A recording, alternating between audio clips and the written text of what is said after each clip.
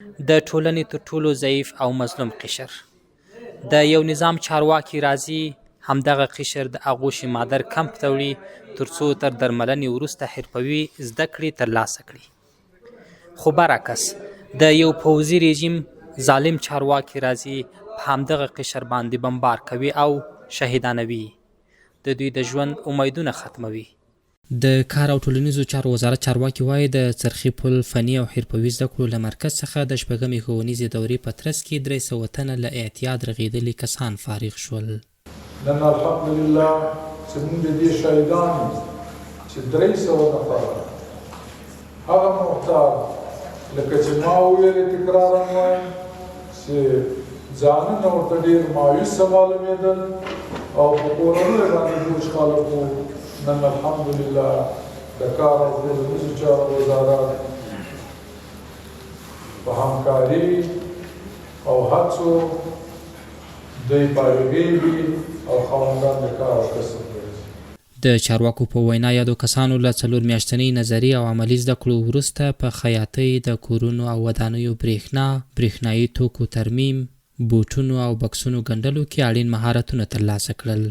تعداد کسایی که اینجا همراه ما هستند ما مدت 4 ماه اینجا همراه ما آموزش میبینن و اینجا حرفه بکسازی را یاد میگیرن و بعد از 4 ماه از اینجا فارغ که شدن زمینه کار برشان دولت فراهم ساخته میتونن در بازار کار با بسیار راحتی به حساب کار بار بکنن. د کورنیو چارو وزارت د نشهیي توکو پر وړاندې د مبارزې مسؤلین بیا وایي هیواد کې په نشهیي توکو د روږدو شمیر د پام وړ کم شوی دی. د دوی په خبره تر درملنې لاندې کسان پخواني دي او د نویو پیښو کچه راټیټه شوې ده. او بله ډېره د خوشحالۍ خبره دا ده چې مخنیوی دا تر ډېره حده پورې کامیابه دی. موږ اوس نوي معتادین نه لرو یا به انتهایي ډېر کم وي.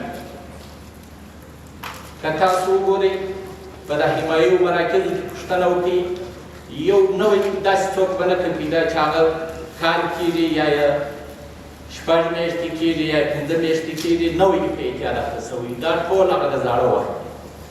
بلخوا فارغ شوي کسان د سالم ژوند پر لور بیرته ستنېدو او حرفوي زده کړو له ترلاسه کولو خوښ دي او له اسلامي امارت څخه د حرفوي وسایلو او دوامدار ملاتړ غوښتنه کوي. خوشحال هستم به خاطر اینکه دوباره تونستم در جامعه برگردم و بتونم برای زندگی خود تلاش کنم، چون هر کس بالاخره یک آرزویی دارد. من امیدوارم امارات اسلامی ما را حمایت کنند.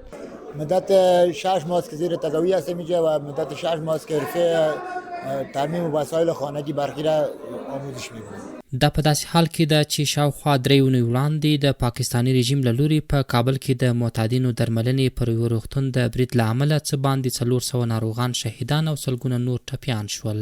په شهیدانو کې یو شمېر هغه رغېدلي کسان هم شامل وو چې د حرفوي زده کړو د ترلاسه کولو په هیله وو.